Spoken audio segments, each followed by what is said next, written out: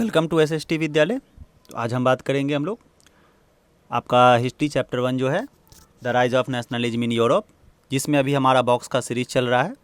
जो आज हम लोग इसमें बॉक्स 1 से रिलेटेड बात करेंगे, जो हमारा आज का टॉपिक है द ग्रिम ब्रदर्स, जिसमें folk tales and nation building के बारे में बात करेंगे हम लोग। इसमें आगे बढ़ने से पहले थोड़ा सा हम लोग अगर बात करें कि आखिर हम लोग ये बॉक्स पढ़ क्यों रहे हैं, तो आप सीबीएसई में देखते हैं कि केस बेस्ड कई सारा क्वेश्चंस पूछा जाता है। तो उस केस बेस्ड क्वेश्चंस में आपको ऐसे ही बॉक्स से रिलेटेड कोई एक पैराग्राफ दे देता है और उससे रिलेटेड आपसे वो क्वेश्चन पूछ लेता है केस बेस्ड में। तो हम लोग उसी से रिलेटेड यहाँ पे थोड़ा सा कुछ देखेंगे क्या है हमारा इस बॉक्स में दिया गया।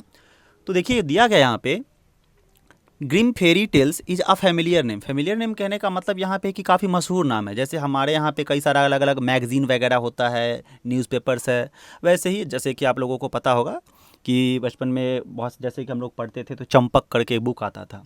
ठीक है, वैसे ही यहाँ पे यूरोप के साइड में ये बहुत ही मशहूर नाम है। ठीक है, याद रखिएगा, ग्रिम फेरी टेल्स नाम से काफ़ी मशहूर है ये। तो है क्या इसमें, फिर भी देखिए the brothers Jacob and Wilhelm Grimm. याद रखिएगा, दो भाई है। ठीक है, एक का नाम जैकोब है और दूसरे का नाम विलहेल्म ग्रिम है। ठीक है, they are born in the German city of Hanover. Germany में एक शहर है हैनोव। एक भाई का जन्म होता है 1785 में और दूसरे का होता है 1786 में। While both of them studied law, दोनों भाई लॉ का पढ़ाई कर रहे थे। They soon developed an interest in collecting old folk tales. लेकिन बाद में कुछ इंसिडेंट्स की वजह से इनका अचानक से इंटरेस्ट जग जाता है किसमें, फोक टेल्स में। फोक टेल्स मतलब क्या कि जो हम लोग हाइपोथेटिकल वे में कह सकते हैं, इमेजिन करके काल्पनिक दुनिया में जो कहानी सुनते हैं हम अपने, कह सकते हैं दादी नानी दादा दादी सबसे, है ना। इन सबसे जो अब तो खैर ये सब चीज़ धीरे धीरे अब उठता जा रहा है ना। अब वो सब तो हम क्योंकि टेक्नोलॉजी आने से हम लोग काफ़ी ज़्यादा फ़ोन वगैरह में बिजी हो गए हैं, तो उतना टाइम ही नहीं मिल पाता है हम लोग कि अपने दादा दादी के पास बैठ करके कहानी सुन सकें। बट काफ़ी पहले लोग फोक टेल्स वगैरह सुनते थे अपना दादा दादी का कहानी से। ठीक है, उनके मुँह से कहानी सुनते थे कई अलग अलग वे में। तो उसी के बारे में बोला गया है। They spend 6 years travelling from village to village. ये 6 साल अपना स्पेंड करते हैं विलेज टू विलेज ट्रैवल करने में। क्यों ट्रैवल करते थे, कोई शौक था क्या, मतलब शौक क्या था इनका, था मतलब कि शौक एक तरीके से इंटरेस्ट था फोक टेल्स को कलेक्ट करने में। तो ये फोक टेल्स को कलेक्ट करने के लिए गांव गांव जा करके लोगों से सुन करके कलेक्ट करते थे। जिसमें आगे क्या है, talking to people and writing down fairy tales. लोगों से बात करते थे और फिर फेरी टेल्स वगैरह उनसे सुन करके लिखते थे। Which were handed down through the generation. अब वो लोगों के पास कहाँ से आता था वो फेरी टेल्स, तो दिया भी गया है क्या कि handed down through the generations, मतलब उनको सुना। जैसे कि मुझे जो फेरी टेल सुनाया गया किसके द्वारा, तो मेरे पापा के द्वारा, दादा के द्वारा, दादी के द्वारा, नाना के द्वारा, नानी के द्वारा। फिर उनको कौन बताया, तो उनके दादा दादी या पापा मम्मी के द्वारा उनको कहानी सुनाया गया होगा। तो ऐसे ही जनरेशन वाइज एक दूसरे के थ्रू ये बढ़ते जाता है। ठीक है, these where popular both among children and adult. क्योंकि ये है क्या एक्चुअली में, ये दोनों के बीच में ये मशहूर था काफ़ी, बच्चों के बीच में और एडल्ट के बीच में। क्योंकि ये जो एडल्ट है, ये एडल्ट भी एक टाइम में कहीं ना कहीं तो बच्चा रहा होगा ना, उस टाइम में भी ये सुना होगा। और कहानी तो कहानी होता है जो सबको काफ़ी पसंद है। फिर देखिए आगे क्या है, in 1812 they publish their first collection of tales. 1812 में ये अपना जो बुक ये कलेक्ट कर रहे थे, कहानी वगैरह कलेक्ट कर रहे थे, ये अपना बुक पब्लिश करते हैं 1812 में। Subsequently both the brothers became active in liberal politics. लेकिन बाद में क्या होता है कि दोनों भाई काफ़ी एक्टिव हो जाते हैं लिबरल पॉलिटिक्स में। लिबरल पॉलिटिक्स मतलब क्या कि आज़ादी से रिलेटेड जो कोई एक्टिविटी है उसमें काफ़ी ज़्यादा एक्टिव हो गए थे दोनों भाई। Specially the movement for freedom of the press. अब आखिर यहाँ पे क्यों नाम दिया गया फ्रीडम ऑफ प्रेस का, क्योंकि आप देखिए ये जो पब्लिश करवाते थे मैगजीन में या कोई भी चीज़ में अलग अलग बुक के फॉर्म में, वहाँ पे प्रिंटिंग होता है। और प्रिंटिंग में उस समय क्या था कि सेंसरशिप ला दिया गया था। ठीक है, जो वहाँ का गवर्नमेंट था, रूलर था उसके अंडर के में। तो सेंसरशिप में होता क्या है ना कि आप कुछ भी नहीं पब्लिश कर सकते हैं, कुछ भी नहीं प्रिंट कर सकते हैं। वो पब्लिश वही होगा जो वो अलाउ करेंगे।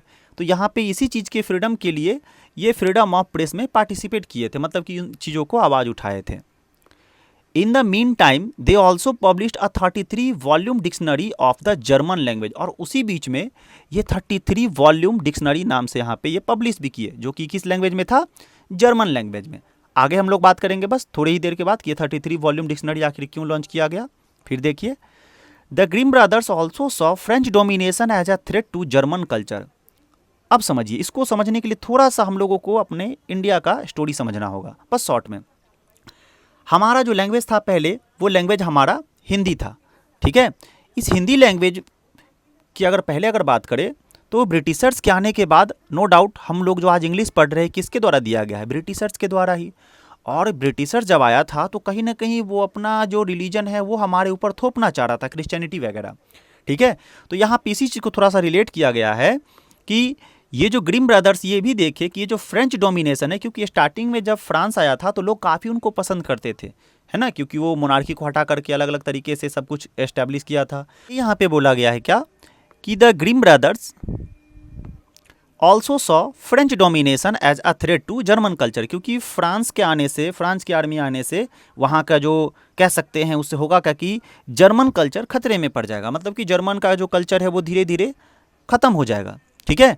And believed that the folktales they had collected were expression of a pure and authentic German spirit. और उनको ये पता था, विश्वास था क्या, ये जो फोकटेल्स है जो कलेक्ट किए हैं गांव गांव जा करके, where expressions of a pure, जो कि ये क्या है, प्योर शुद्ध ऑथेंटिक जर्मन स्पिरिट, क्योंकि वो जो भी फोकटेल्स होता है वो एक अपना लोकल लैंग्वेज में होता है, वर्नाकुलर लैंग्वेज में होता है। आप लोग पढ़े भी होंगे ना vernacular language.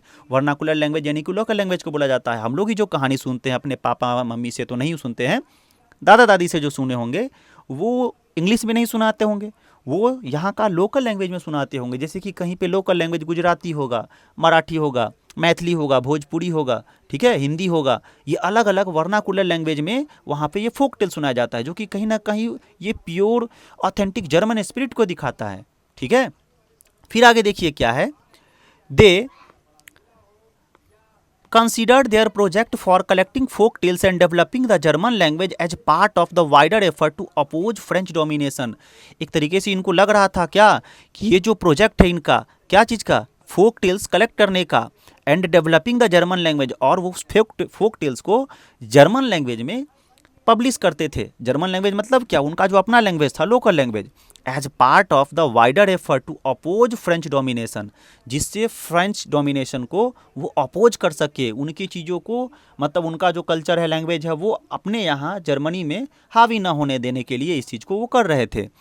And create a German national identity, और एक जर्मन नेशनल आइडेंटिटी को भी वो क्रिएट किए। इस तरीके से था आपका ये बॉक्स। तो अगर पसंद आया होगा तो लाइक कीजिए, सब्सक्राइब कीजिए, ठीक है। और आप इस चैप्टर से रिलेटेड और भी जो बॉक्स आप देखना चाहते हैं वो आप प्लेलिस्ट में जाके देख सकते हैं, ठीक है, जो कि मैं लिंक उसका डिस्क्रिप्शन में दे दिया हूँ। और आप हमारे व्हाट्सअप चैनल से भी जुड़ सकते हैं लेटेस्ट अपडेट के लिए। तो मिलते हैं नेक्स्ट वीडियो में, थैंक यू।